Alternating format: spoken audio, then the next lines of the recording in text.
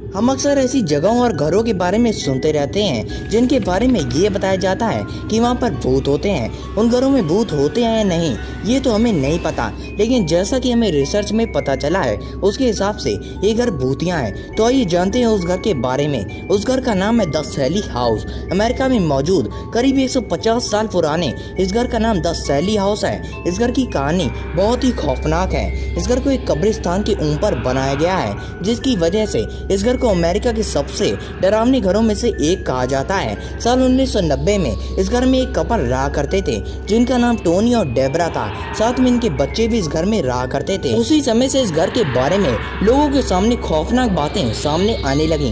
Tony और Debra ने बताया था कि उनके घर में मौजूद भूत उन पर हमला करते हैं। इन लोगों के शरीर पर खुद के घाव बन जाया करते थे जिनसे खून भी निकलता था और उन्हें बहुत दर्द भी महसूस होता था।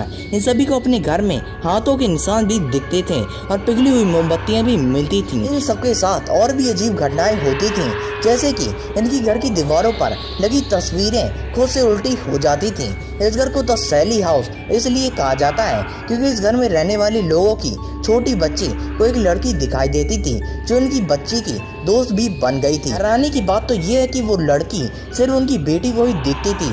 इनकी बेटी के मुताबिक उस लड़की का नाम सैली था। वह लड़की जिसका नाम सैली बताया गया है उसको कभी किसी ने भी नहीं देखा है। टोनी और डेबरा की बेटी ने एक बार उस लड़की का स्केच भी बनाया था जो कि तारा जैसी दिखती थी। इस घर में रहने वाले लोगों के साथ हमेशा अजीबोगरीब वाकयात होते रहते थे।